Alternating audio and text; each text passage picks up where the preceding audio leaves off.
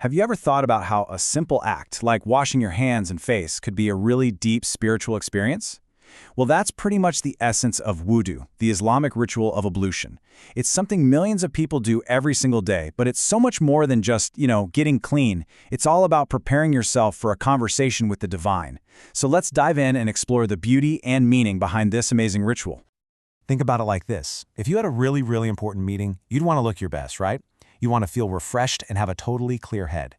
In a lot of ways, that's exactly what wudu does for the soul. It's like getting ready for the most important meeting of all, a meeting with the Creator. But how does washing up actually lead to a purer heart? That's the question we're going to unpack today. All right, so to really understand wudu, we need to go back to its roots. What does the word itself actually tell us about the practice? Let's break down the meaning of wudu from both a language and a religious perspective. What's so cool is that the beauty of wudu is literally baked into its name. The Arabic root, awada, means beauty and grace. So this isn't just about being physically clean, it's about reaching a state of spiritual elegance. And religiously, you get there through a very specific set of actions, washing and wiping certain parts of the body. So, what's the big deal with wudu? Why is it so important? Well, it's basically the key that unlocks the door to prayer. In Islam, you need to be in a state of ritual purity to stand before God. Wudu is the act that washes away those minor impurities we pick up in daily life, getting our hearts and souls ready for that sacred conversation. Okay, now that we know the what and the why of wudu, let's get into the how. The whole ritual is built on a foundation of 4 core pillars. These are the absolute non-negotiables, the parts that have to be done for the wudu to even count. And the best part is its simplicity. The entire ritual is built on just 4 fundamental acts. That's it.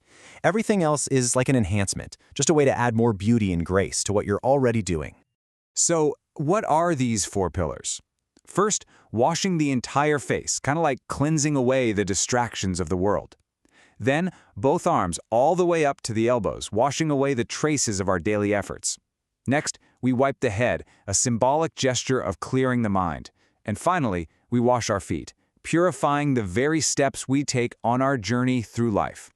These 4 things are the absolute heart of wudu. But, like with any sacred ritual, the details really matter.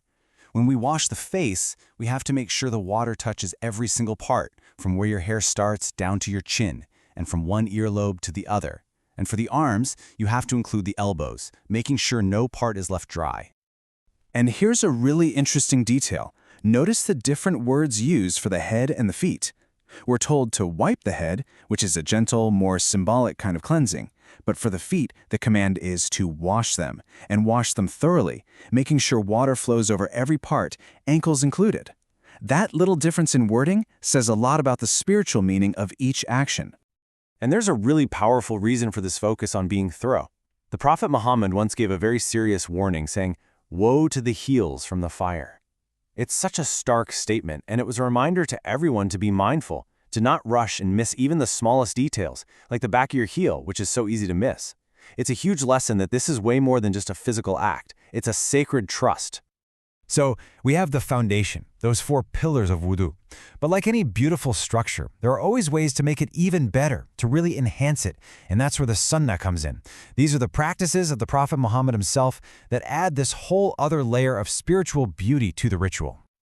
These are the practices that really turn wudu from a simple ritual into a mindful act of worship.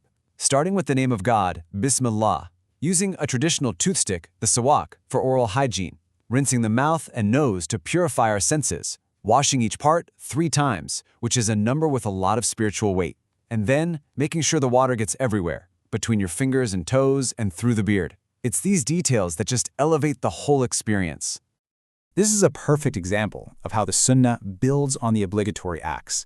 The bare minimum requirement is to wipe just a quarter of your head. But the Prophet's practice, it was to wipe the entire head and then the ears, all with the same set of wet hands. It's such a beautiful example of going above and beyond, of really striving for excellence in how we worship. And believe it or not, there's one final layer to this beautiful ritual. These are the recommended acts, the mustahabat. You can think of them as the finishing touches, the small details that really show our care and devotion, our mindfulness and intention. These are the things that perfect the form and just elevate the spirit. It starts with having a clear intention in your heart that you're doing this for God and God alone. Then, following the prescribed order, like a beautiful flowing sequence. Performing all the steps without a big interruption, so you stay in that mindful state. And always starting with the right side, the right hand, the right foot as a symbol of goodness. These are the details that turn a physical act into a spiritual masterpiece.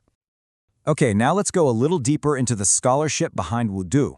There's a really fascinating discussion among Islamic scholars about the role of intention, and it tells you a lot about the spiritual subtleties of the whole ritual.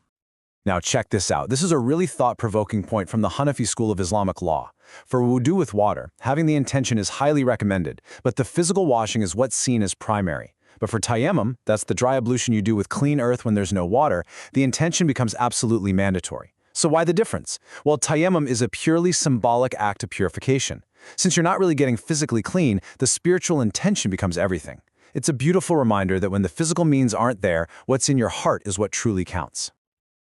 So to bring it all together, wudu is this journey of purification that starts with 4 simple pillars.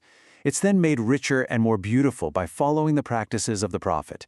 And finally, it's perfected by the mindfulness and intention we bring to it ourselves.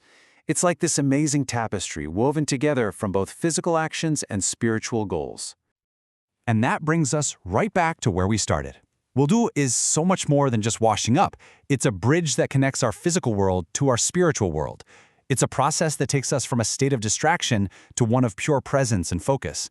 It's a reminder that even the simplest things we do, when we do them with real intention, can become a doorway to the divine. And it leaves us with a great question to think about. In our own lives, how can we use physical rituals to get our hearts and minds ready for those moments of spiritual connection?